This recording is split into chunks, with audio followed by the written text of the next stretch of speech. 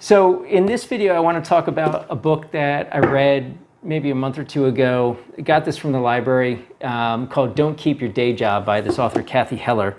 And the reason I picked it up because the subtitle is How to Turn Your Passion into Your Career. So I figured, well, let's see what she has to say about, perhaps what she has to say about discovering your passion and things related to that.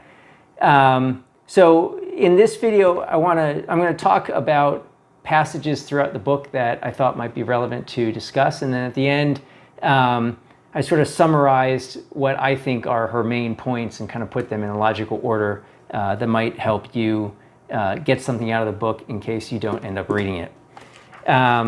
So I'll just start. Let's see, page 40.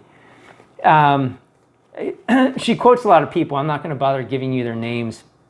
One person she quotes, she says, "Thinking is the enemy." This person says, "Psychologists say that 97 to 98% of our thoughts are useless and repetitive. So I'm a big action taker."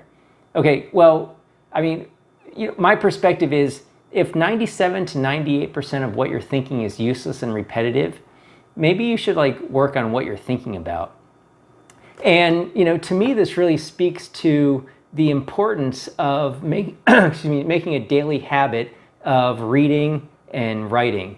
And when I say reading, I mean specifically reading avidly, widely, and thoughtfully. Reading good sources that expand your perspective on who you are, on other people, on the way the world actually is and your place in the world.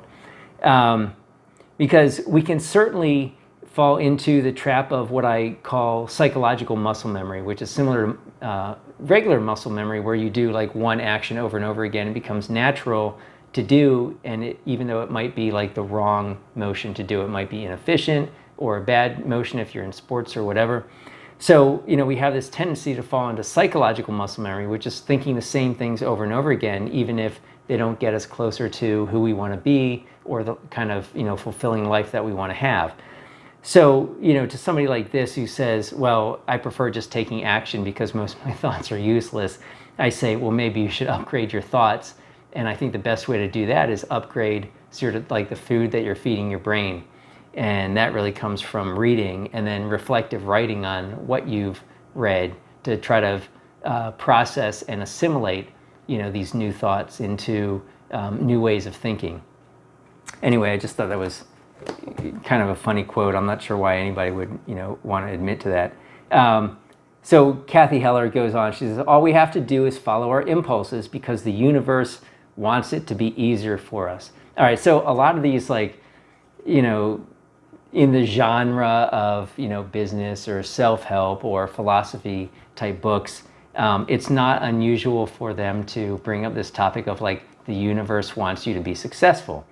And the first thing I think of is Beethoven went deaf, okay? And Mozart died at 35, right? And, if you have any knowledge of the history of the 20th century, many, many tens of millions of people died through starvation, war, a lot of really, really bad stuff. And so when I read people say, right, oh, the universe wants you to be happy or successful, I think, that's really naive and you don't really have a clue. If the universe let Beethoven go deaf, the universe probably doesn't care, whether or not you're going to achieve success in your life. And there are a lot worse things that have happened in the last several hundred years than Beethoven going deaf. But, my point is get a grip, and expand your perspective. The universe probably does not care about you nearly as much as you think it does.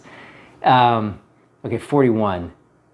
Okay, so she goes on. "The reason that people don't have the career or the relationships that they want is because they forget their commitment in the moment when they need it most, or in the moments when they need it most."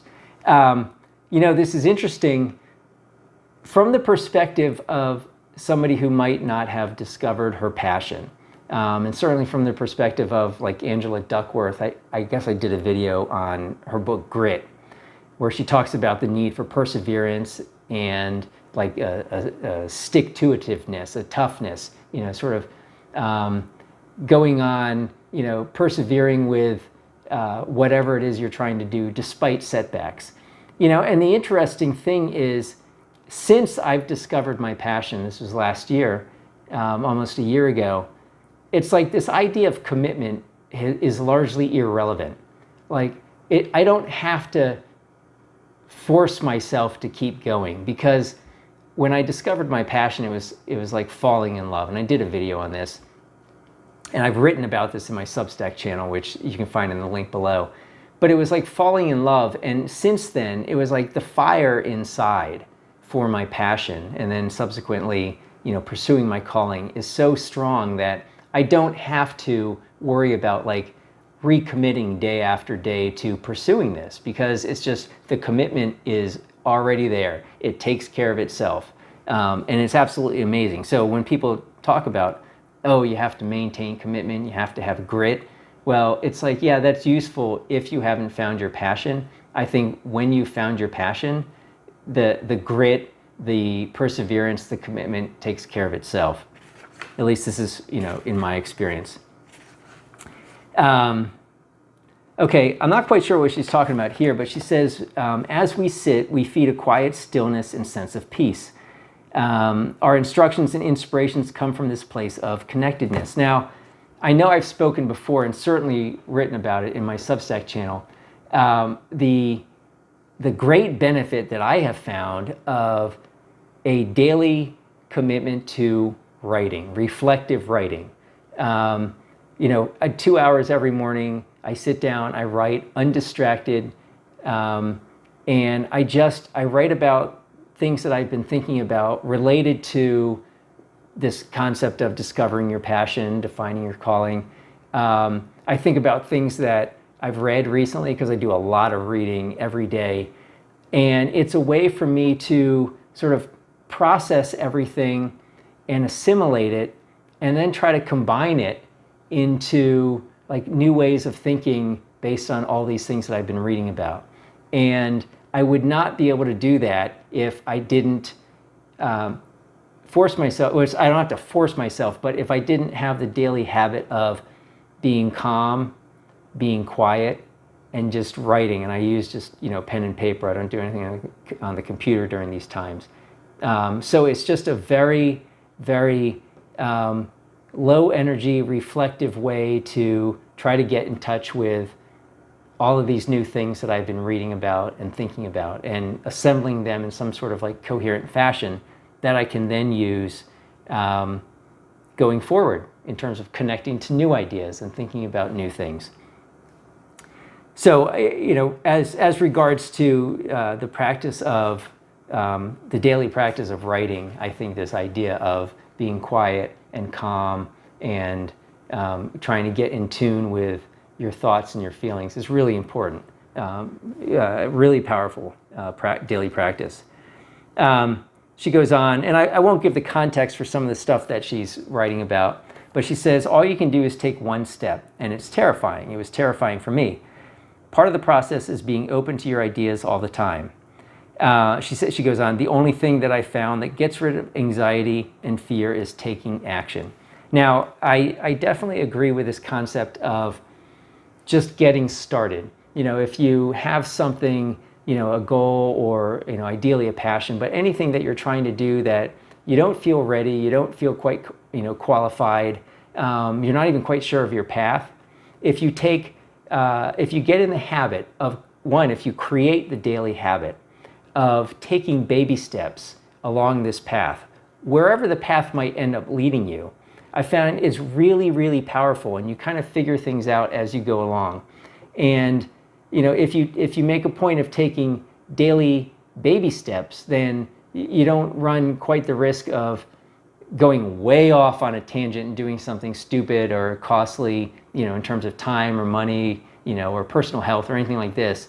It's like if you just take a few steps every day and be consistent and build that habit and build your stamina to do at least a little bit of work every day, it really adds up, and it's a really powerful idea that, is similar to the concept of compound interest. Where over time, if you, invest your money at a certain interest rate, the money increases. It might take a very long time, but as you earn interest on the interest, then things start building. Warren Buffett talked about this concept of compound interest in terms of reading. He's like, as you start reading and you develop the habit and you read more and more, the knowledge and the connections that you make increase kind of like compound interest. It takes a while, and he was, referring specifically to years, not, weeks or months. And in my experience, that's absolutely correct. It's not a short-term thing. And the same concept holds for taking action, where it's like, if you're going down a new path and you're not sure of it and there's still a lot that you have to learn and, you're not qualified or whatever, it's going to take a while unless you're, in that tiny minority of people who are very lucky.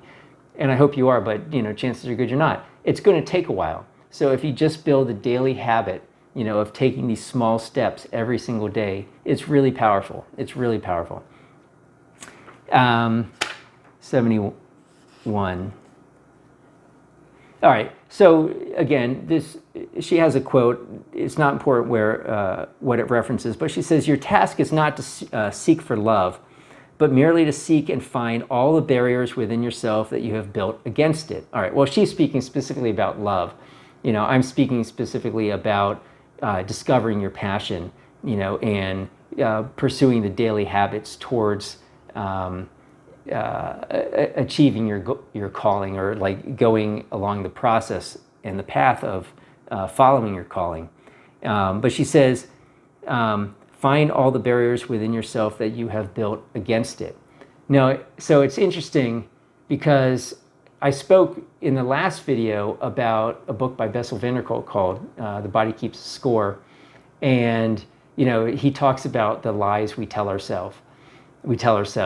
And these lies that we tell ourselves, consciously or unconsciously, prevent us from taking healthy steps or, pursuing the direction that we would like to pursue in order to, become the people we would like to become.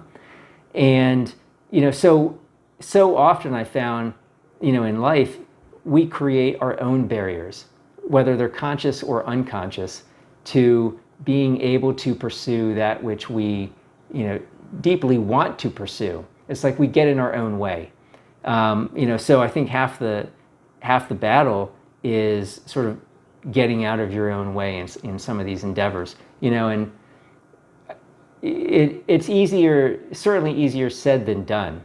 And, again, I think a really powerful way to get out of your way is to quit thinking the same thoughts over and over and over again. And a really powerful way to do that is to read often, daily, as much as you possibly can, because you're exposing yourself to new ideas. Depending on what you read, you're exposing yourself to new ideas all the time. Ideas that expand your perspective and increase your knowledge and your understanding. So it's a really powerful way to step outside yourself, step outside your conscious and unconscious barriers that you erect for yourself, and look at things from other people's perspective. Look at things from an outside perspective, and maybe you'll understand, or you'll have a better insight into what your own psychological barriers are and how you can either remove them, or go over or around them. So that's a really important idea of sort of getting out of your own way. Okay, so she cites an author who talks about the importance of daily writing, and this person's like, just free write on 3 pieces of paper, front and back. Don't worry about the content. Don't worry about what you're writing. It's just the process of writing, And this person says, keep that hand moving. Or no, this is Cathy Heller, sort of paraphrasing, I think. Keep that hand moving with the words that come to mind, even if they are as dull as your grocery list. The pages must be written by hand so you can, for once, slow down and reach inside. And this is a really important concept, the idea, one, of slowing down, and 2, reaching inside, because it's so common to be focused externally all the time, particularly, with the media, internet, social media, everything. It's always like you're looking outside yourself, and it's so common to always be just putting input into your brain, external input into your brain. It doesn't really matter what it is, and when it's, regarding the internet or social media, it's almost always some form of entertainment or diversion. So again, this speaks to the importance and the power of blocking that out for some period of time each day. And if you're not in the habit, I recommend just 5 minutes a day as you build the habit in your stamina. Just cut all that out and just free write and just see what comes out onto the paper, that you haven't been consciously thinking about, but is somewhere inside that maybe your subconscious mind has been working on.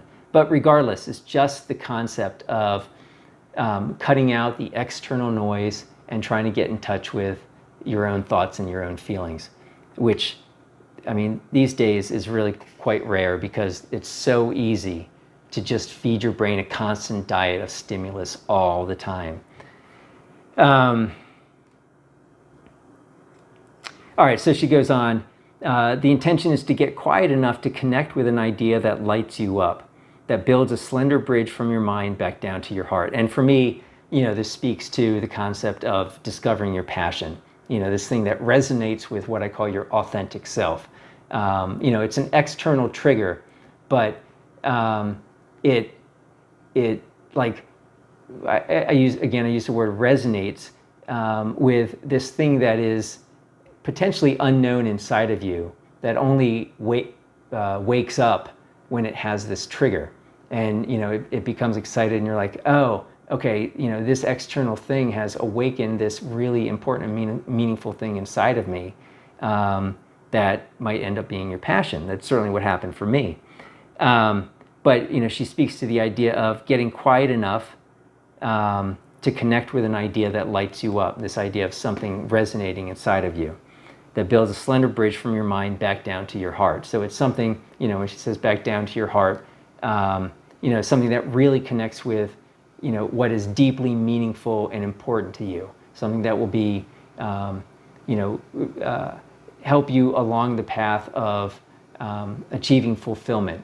And then, as I talk about in other videos, defining your calling as a way to expressing your passion and developing your passion in a way that is meaningfully beneficial to other people. 94. Okay. She writes again, the context isn't important. It takes hours of honing your craft, testing and validating ideas, adjusting and starting over until you arrive at a product or service that someone is excited to find. All right, she's talking about, a business thing, producing a product or service, but just this idea of it takes hours of honing your craft. It reminded me when I first read this, Yuja Wang is a supremely accomplished concert pianist. And there was a video on YouTube. I'll put a link in the description below. It was one of her practice sessions. She played this amazing piece. And in one of the comments, the person wrote, wow, it must have taken her hours to do this. And there was a reply, it was like, hours? Try decades.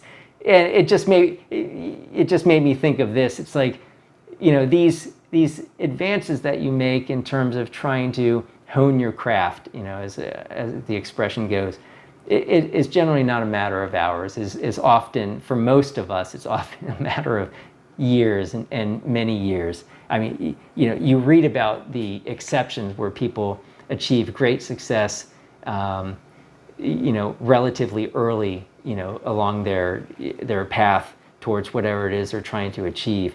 But for most of us, it's not a matter of hours of honing your craft. It's a matter of much longer than that. There's a reason they talk about the whole 10,000 hours to mastery type of thing. Anyway, moving on, 97. We all have amazing talents to share with the world, but in order to achieve greatness, we have to be willing to allow ourselves to experiment without being perfect. I don't like this idea of achieving greatness because it's like, that puts unnecessary pressure on any of us to do something truly amazing that everybody's going to be marveling at. But the concept of we have to be willing to allow ourselves to experiment without being perfect. It's the idea, again, of getting started even if you don't feel ready. Just take baby steps and do a little bit every day. Because the importance is building the habit of consistency. Like consistency is incredibly, incredibly powerful. Again, it's just like the concept of compound interest. It's like every day you do something, even if you don't feel ready, even if it's like it comes across as like absurd or completely wrong-headed or off the wall or out in left field or whatever you want to call it. It's like you just get started. You just that's what I'm doing these videos. I know these videos are not engaging. There's like 1 billion hours of entertainment on YouTube that is far more interesting than anything I'm talking about in these videos. But I do these and I post them publicly, even though I have like maybe 1 or 2 people at most have seen all videos combined. It's okay because I'm just getting started, and it's okay that like I'm terrible right now because you take baby steps, every day, every week, and over time, you hone your craft, you develop your skills, and you see that where that takes you. So I am a demonstration of allowing myself to be highly, highly imperfect in what I am doing, because it's important just to get started, right? You just have to get started. Let's see, I have 98 written down. I'm going to skip that. Oh, okay, no. She goes, but as you dive in and get messy, you gain clarity on what you like and what feels in alignment. This process will lead you to the next step or project. And this is a good point. This just builds on this idea of taking baby steps every day. It's the idea of, as you go along a path, even though you're not sure where the path is heading or even if it's the right path, it's like if you take action every single day. I have found in my own experience, particularly with my writing every day, that you're able to build upon what you did the day before, and it helps you fine-tune your direction so that you actually have a better chance of getting to where you want to go if you take small steps and you do a little bit of work consistently, because it allows you, one, to get feedback, either from your own efforts or from other people's feedback. But two, it's like, okay, you got started, you have momentum. And so it's always easier to change direction. Like, well, I don't know if this is accurate physically, but it's one of these, like, if you're moving along, it's a little easier to like change direction as you're moving than it is to start from a stop and say, oh, now I have to turn around and go this way, and I have to get started. At least you have gotten started. And if you get started, and again, you take small steps, you can tweak as you go, and then, use the feedback and make adjustments, as necessary. And you still might end up going in the wrong direction. But you will probably learn a lot more and be a lot farther along by having at least attempted whatever it is that you're trying to attempt. 100. Okay, so this is this lady, Tamara Mellon, who apparently is a co-founder of Jimmy Choo, who I guess is the shoe people, designers, manufacturers. And she recommends pick the industry you love. It doesn't really matter what you do in the beginning as long as you're working. It's better to be working than not working, because working also gives you ideas. You don't sit around looking for the perfect job. I mean, and this speaks to the idea of allowing yourself to be imperfect. And I mean, her idea is great. If you have an idea of the industry that might hold your passion, but you don't know exactly what it is, and you have the opportunity, like, get started, right? Because again, it exposes you to so much more that you wouldn't be exposed to if you didn't get started, if you didn't put yourself into that environment. And like she says, it allows you to, it gives you ideas. It allows you to make connections between these new things that you're seeing. And certainly reading is an absolutely indispensable complement to this, because reading is a whole lot cheaper in terms of, time and money, certainly in terms of time, to read about things than to try to go find, an internship or a job or whatever and then gain experience. I mean, experience is really beneficial, but there's nothing like reading in terms of, the efficiency of exposing you to new ideas and new perspectives. But her idea is really well put. If you have an idea of what industry interests you, see if you can get started. even if it's, like I say, even if it's baby steps, to whatever extent your life and your commitments would allow you to, get started in a new industry or whatever, try it, because it will expose you to new ideas and new experiences and allow you to get a better idea of, how to tweak your direction towards something that might resonate with you in terms of, wow, this is my passion, this is what I want to do. She goes on, never stop learning, and that speaks to my suggestion of just make, reading a daily habit, like every single day, expose yourself to new ideas, new perspectives. 105. Okay, so this is interesting. Here's a guy who talks about he envisioned himself becoming a professional athlete, all right, when he was working full-time and whatever. And he speaks about the importance of using your imagination to visualize the type of person you want to be, the things that you want to do, the success that you want to have, whatever. And of course, the idea of visualization is nothing new.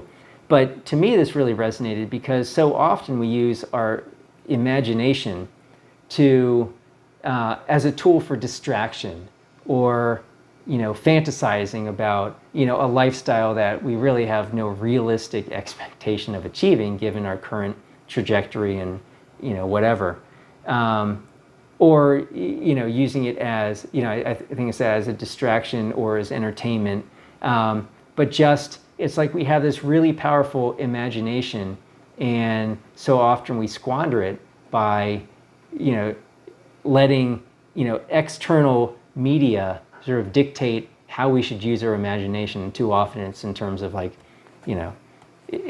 imagining a wonderful life that we're not on a trajectory to achieve, as opposed to using our imaginations to try to help us along the path of living with a passion, pursuing one's calling, which is a really healthy and productive use of the imagination, because it's not for escapism or distraction or entertainment. It's a productive use of your imagination to help you live your passion, express your passion in a way that is meaningfully beneficial to other people.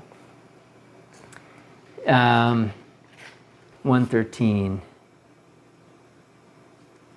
All right, quoting another person, the context isn't important, but this lady says, sometimes people are so afraid to go down a different road because it means giving up their idea of what they were meant to do. And this reminds me of the book, The Body Keeps the Score, and speaks to the image that we have of ourselves. Like, certainly early in life, in the first 20 years, our brains are, what they say, really plastic, wiring, rewiring based on our concept of ourselves, our understanding of the world, how we operate in the world. And it's the time when we really develop a narrative, a perspective, a story about who we are, a sense of identity. And it's pretty standard that people will carry this sense of identity without a whole lot of change throughout their entire lives. And so when this person says, sometimes people are afraid to go down a new road, it's not necessarily only because you don't know if you're going to be successful.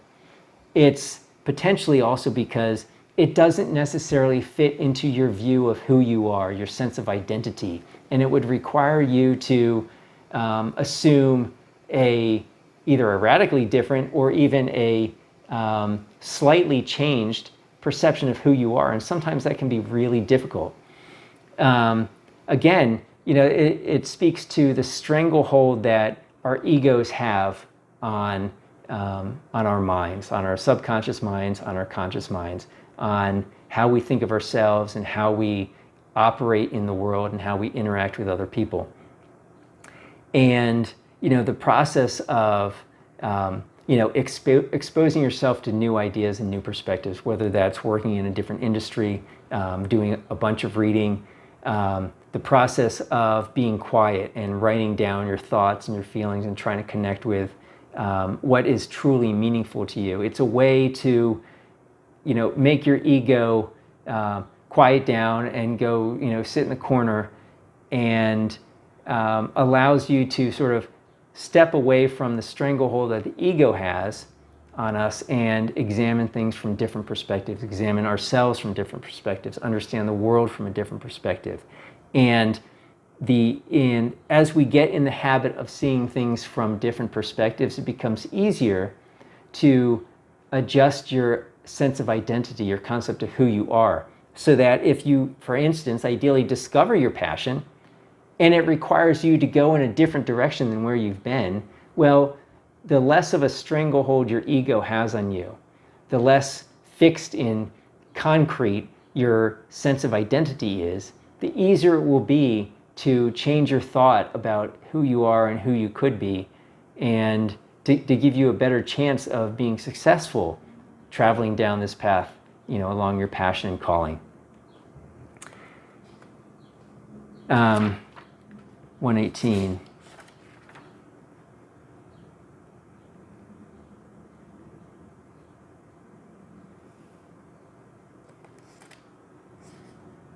Oh, okay. This is not super important to what I'm saying. Only it's like, again, the context is not important. She says start by writing out a profile of your optimal customer. And again, this is in terms of developing a product or a service, because this is like a business-oriented book. And it just made me think of, in Tim Ferriss's The 4-Hour Workweek, which I did a video on, which I absolutely hated that book. One of the very few things he wrote in that book that I thought was like, a good idea or, useful in any way, is that he said when he wrote the book, he had two specific friends in mind that he was writing for whom he was writing the book. And I thought that was a useful idea of, it's important to have an idea of who your audience is, so that you can understand how you can not what you should say, what your message should be, but how you can adapt your message and your style and the delivery to make it most meaningful for your audience, and allow it to be most easily assimilated and processed by the people that you're trying to connect with. So I think this is a good idea. It reminded me of Tim Ferriss's horrible book, and it was just humorous that she brought that up, and I made that connection. She goes on. She says it takes courage to be vulnerable and authentic. And I think this is pretty important, because it's like, certainly with social media, we see, what people call, Insta-worthy lifestyles. It's like beautiful people living beautiful lives. And, it's common to want to present only the best part of ourselves to other people, or at least that which we think is the best part of ourselves. Not let them see our vulnerabilities, not let them see sort of our true selves, but present to other people that which we think will increase our prestige with other people. And so she speaks to the importance of being vulnerable, and by that she means, being true to your authentic self, presenting to other people who you truly are. And, let the chips fall where they may. If they reject that, fine. But it's like, ultimately, it's like Shakespeare says, this above all to thine own self be true, right, in Hamlet. It's the concept of, who are you living for anyway? It's like, are you living for everybody else? Or are you trying to determine who you truly are, and what of your, talents, what of your unique self can you share with the world to benefit other people? So, I think this concept of allowing yourself to be vulnerable, having the courage to be vulnerable, is really powerful. All right, she says, this one sentence, consistency also helps you hone the craft. Again, it's the idea, like, honing your craft, something that you're not naturally automatically gifted with, which very few people are. It takes time. It takes time. And, it's not just a matter of time. It's a matter of, deliberate practice every day, with a purpose. And, so this idea of consistency, and in particular, I found daily consistency, this idea of, forming a daily habit for doing whatever it is you're trying to do, so that it just becomes part of your routine. It becomes part of your day. It becomes part of who you are. And building these habits help to develop consistency, which is required for honing your craft, and building your skills and developing yourself in a way that, you can bring out that which is most valuable inside of you, and develop it and express it in a way that you can help other people as a result. But it takes consistency, and it doesn't, for almost all of us, it doesn't happen overnight or even in a short period of time. It does take time. Okay, this is interesting. Not that this is necessarily practical advice, but she says, I ask people to think about what the first impression I have a tab. They currently make on people is, and to pick a word to describe it. So I don't know if it's necessarily practical to go around asking your friends or like people you just meet, so tell me, what was your first impression of me? It's also a little bit socially awkward. But it's the idea, again, going back to, no, this isn't The Body Keeps the Score. I just read a book, I'll do a video on this called Strangers to Ourselves. And it's the idea that other people do not necessarily perceive us the way we perceive us. And they don't necessarily perceive us in the way we think they perceive us. So it's like we have this idea of who we are and who we present to the world, but then there's the actual person who we are that other people perceive. And sometimes those are quite different. So it's a very interesting concept, not necessarily that you would want to do this with people that you meet, but the idea that just getting it into your head that how you think you come across to people is not necessarily how you come across to people. And sometimes it can be difficult to find out what the difference is. And I'm sure for most of us, in some ways, it would be pretty shocking. 172. Let's see. Okay, so again, she talks, having a routine that encourages you to slow down is an important concept that nearly every successful person I've interviewed on my podcast mentions. Having a routine that encourages you to slow down. And, for me, I've mentioned before, I write from about, from like 4:15 to 6:15 in the morning, 2 hours every day, undistracted. And it's a time I just woke up, and so I'm already like calm and relaxed. So, and I don't have any distractions at all. And I just write out my thoughts and, my feelings, and trying to assimilate these things that I've been reading and thinking about. And it's really, really powerful. And I found, incredibly important and useful, slowing down and, making this a part of your routine. And for me, it's not just the concept of slowing down as in, oh, why don't I just do, yoga for like 45 minutes a day? It's the concept of slowing down and getting in touch with your thoughts and your feelings and really understanding, trying to draw out what's going on inside and trying to help process all the thoughts that you have going on around consciously or subconsciously, and put them on paper and then organize them in such a way that you can make sense of them and then use them for your benefit, build upon them, make connections with other new concepts and perspectives that you learn. Really, really powerful. All right, last thing here. We envision idea, she goes, we envision idea of pushing past what we think is possible in order to dream and creating the stamina to take action. The clarity of our vision determines the precision of our actions.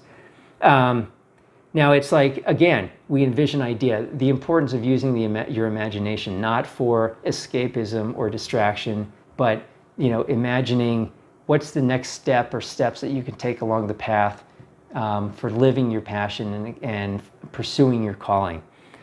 This idea of taking action, as I said, building the daily habit of taking baby steps every single day, consistency of action, even if you're not sure exactly what direction you should be taking or what the next step is. Doing something will gives you the benefit of getting feedback, not necessarily from other people, even just from yourself, on what's working, what's not working, what feels right, what doesn't feel right. And you can use this to then tweak your direction for the next day and then the next day. And it's like, if you do this every single day, it adds up, and you end up, I have found, more often than not, heading at least in the general direction of where you want to be going, even if you're not clear on, what the ultimate destination is or why a certain direction is good. It's just this idea of doing daily things allows you to tweak your direction, and you just get internal and external feedback, which is really, really beneficial. So this was just, a bunch of passages in this book that I wanted to get my perspective on. And then what I did as part of I wrote a Substack article on this and posted it, which you might want to check out and read. A lot of it's the same, but maybe, worded a little bit differently. But then what I did was I went through and I sort of summarized her main points in a logical order that I figure would be useful just to bring everything together. Because I know on these videos it's sort of like me talking, and for like the one person out of the 8 billion on the planet who might actually see the video, I figure maybe I'll do something useful and try to summarize this, and so you can make some sense out of it if you haven't read the book and aren't necessarily going to. So the first step, if you haven't yet found your passion, but you have an idea of the industry, just getting started. So I talked about this before. So it's like, even if you don't have your passion, even if you don't have a specific direction, just get started. Even if it's not like necessarily getting a job or doing an internship, just start reading about this general industry or area or genre that interests you, because it just gives you new ideas, it gives you new perspectives, it allows you to make connections, and it's a way to potentially trigger something inside of you that resonates with whatever it is you're reading about or doing, that tells you, hey, this is my passion, this is what I want to do. Build a daily habit of pursuing your path. Start easy, build slowly. So again, it's the idea of making it a habit, building a habit of consistent daily action, even if it's just like 5 minutes a day. I say in almost all my videos, if you're not in the habit of reading, like good things that expand your perspective every day, I recommend just 5 minutes. Do it 5 minutes every day, no days off, because it's only 5 minutes, right? The same thing for writing. 5 minutes reading, 5 minutes writing. Make it a part of your day, and just be consistent about it. And over time, you'll see that you develop the habit, you develop the stamina, and if it's a direction that works for you, you will probably find that you want to increase the amount of time that you do it. But if you start easy, something that is just like, there's no way that you couldn't do 5 minutes a day or whatever, do that, because it builds and it's pretty powerful. I say number 3, an excellent way to connect with one's inner thoughts and feelings and to introduce quiet, focused moments in one's daily schedule is to engage in daily reflective writing. So I just mentioned this, it's the importance of reading things that expand your perspective, and then daily reflective writing to help process and assimilate your thoughts and your feelings in a coherent form that you can use to build upon day by day. This concept of, I have an expression, action and education, 2 really important things. So the idea of taking action, even if it's just baby steps every single day, and education in terms of like learning, expanding your knowledge, expanding your perspective, developing your psychological skills, developing your stamina. But it's the importance of building a daily habit of some action and some education every single day. Build your stamina, and you'll see the results over time. It really builds. Like I say, it's like compound interest.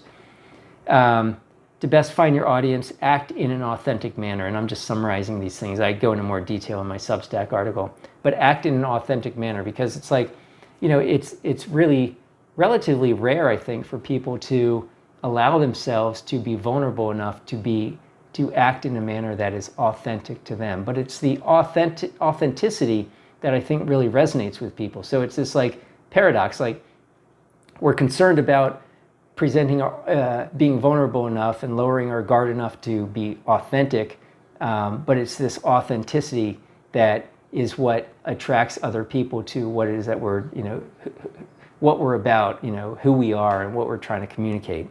So again, it's one of these, if you get in the habit of doing it a little bit each day, and imagining yourself, using the power of your imagination to imagine it, imagining yourself in situations where you allow yourself to be more vulnerable in terms of exposing, who you are and saying things that you really feel, the easier it will become, the more natural it will become.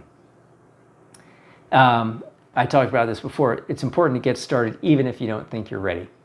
So again, it's like this, the daily habit of taking small steps to build consistency, and the feedback that you get, internal or external feedback, will help you, tweak the direction of your path and hopefully, get you in the right general direction, even if it's not like a straight line exactly where you need to go, and often it's not.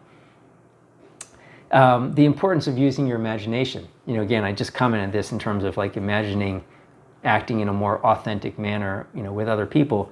But in so many areas, it's like we misuse our imagination for escapism and distraction when we could use it as a way to think of next steps on our path along, pursuing our passion and our calling and doing, good things for our community and for society, learning how to connect with other people. All right, one thing she talks about, I didn't really highlight this in what I said earlier, it's easier to attract your audience than to search for it. So the idea, I think of the concept of, you have a radio station. It's much easier to broadcast your message and let other people tune in than it is to like go knocking on doors throughout your neighborhood or your city, asking people if they're interested in what you're talking about. It's better just like, from my perspective, act and speak in an authentic manner, and hopefully over time you will attract people for whom what you're saying and who you are resonates with them in some way. And trying to go the other way and trying to convince everybody that what you're saying is super important to them can lead to some serious despair and burnout. And I know this in like my past careers. I did so many things wrong.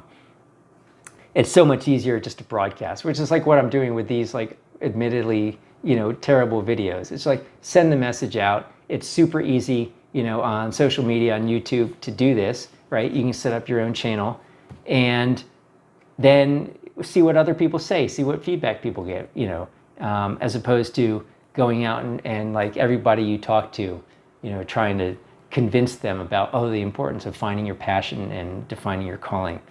That can lose you a lot of friends, turn a lot of people off. Number 9, the more courage you have to be vulnerable with others, the more deeply you can resonate with them, blah, blah, blah. Again, I've spoken about this. So it's, the concept of the courage of being vulnerable. And it requires, being vulnerable really requires you having a pretty good understanding of who you are. And that takes time. That takes time because again, with respect to the body keeps score, but I'll be talking about this because I've read a bunch of books on psychology in the last, couple weeks. Who we think we are is not necessarily who we actually are.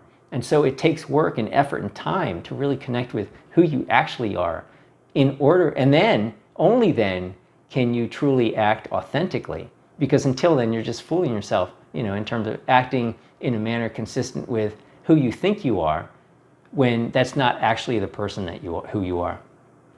And the last thing I wrote down, make a habit of trying to be perceptive to how you come across to others. This idea of other people don't see us the way we see us, right? And it goes both ways. Like, we don't see other people the way they see themselves.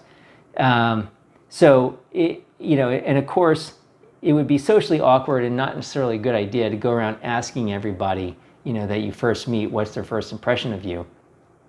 But it is possible to try to become more attuned to the small signals people give off that can indicate what they think of us, or you know, the type of person they think we are, things like that.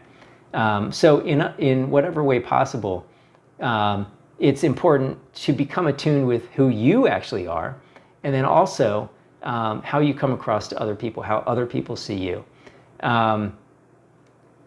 For the important reason that if you allow yourself to be vulnerable with other people for the reason of broadcasting a message to try to resonate with other people, provide them something meaningful that's beneficial to them, you have to know how you come across to other people, because if you don't come across well, it's going to defeat the effectiveness. It's going to lower the effectiveness of the message that you're trying to communicate.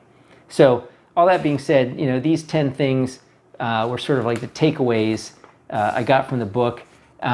This is laid out in a much more coherent and direct fashion in my Substack channel, which there's a link to in the description below.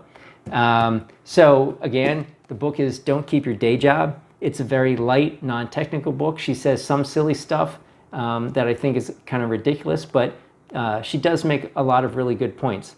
And I think I've shared a lot of them here. But again, it's one of these, me talking about this on a YouTube video, and you listening to this, for like the 1 person out of 8 billion who might actually listen to this, is not the same thing as you reading the book for yourself, because you will get out of a book, any book, things that are different than I or anybody else would get out of it. And there are certain things that she might say in here that I didn't cover that might really resonate with you. And again, it's not about this book in particular, it's about any book, or anything that you could be exposed to. But certainly the books that I talk about in these videos, I'm giving you things that I think are relevant to the channel in terms of discovering your passion, defining your calling, and that might be relevant to you, but you might have a completely different experience from these books. So if what I've said about the book interests you, if it kind of resonates with you, I recommend checking it out yourself. Go to the library. Hopefully they have a copy. What I always do is I check these books out from the library. If I like them, then I'll buy them used on Amazon, so I have my own copy, and then it makes it easier to talk about and reference for Substack and for the YouTube videos. So I appreciate you watching if you've made it this far, and I will see you in the next video. Thank you very much.